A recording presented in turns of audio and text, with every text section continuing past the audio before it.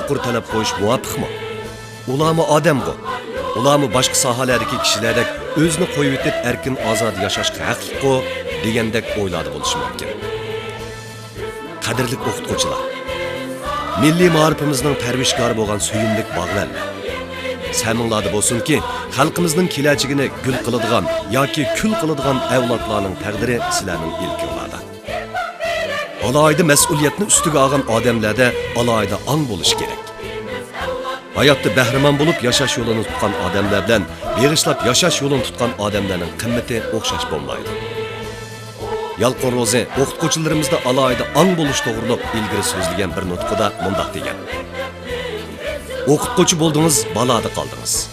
O'qituvchi bo'lgan kishi yasinish, tarinish, yurish, turish, so'z, harakat, o'g'inish va xizmat qatorliq barliq ishlarda o'zining o'qituvchilik obraziga foydali yo'lni tutish kerak. Bir ig'iz so'z bilan aytganda, beg'ishlab yashash ularning oliy mezoniga aylanish kerak. Alayda mas'uliyatni ustiga olgan odamlarda alayda ong bo'lish lozim.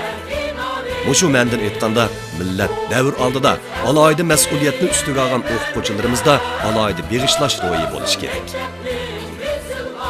O'qituvchilik kasbiga mana shunday ko'z qarash bilan qaraydigan Yalqin Ro'zi o'qituvchilarimizni ko'rilayotgan ta'xirsiz masalalarga mas'uliyatchan pozitsiyada muomala qilib, o'qituvchilarimizdagi ma'arifga, o'qituvchilikqa, millatga va avlodlarga bo'lgan mas'ul bo'lish ro'yining ojizlab ketganligini ayab o'ltirmasdan tanqidlab so'zladi. Uning shuari nihoyat oydin.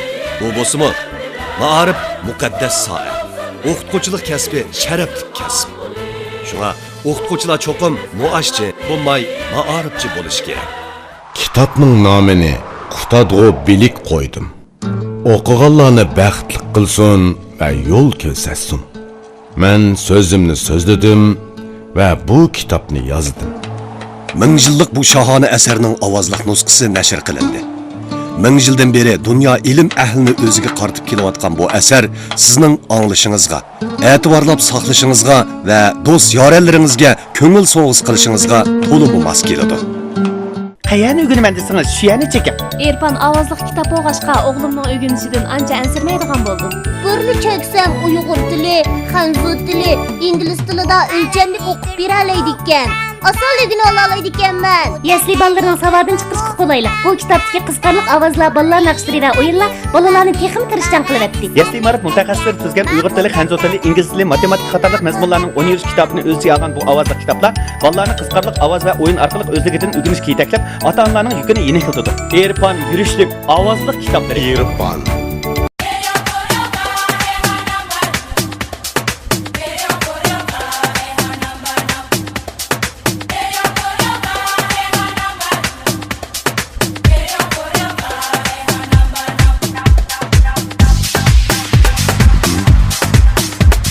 Alem çempionu buluşqa kuch, g'ayrat kerak. Ko'p tilliq buluşqa Erpan lug'atlari kerak.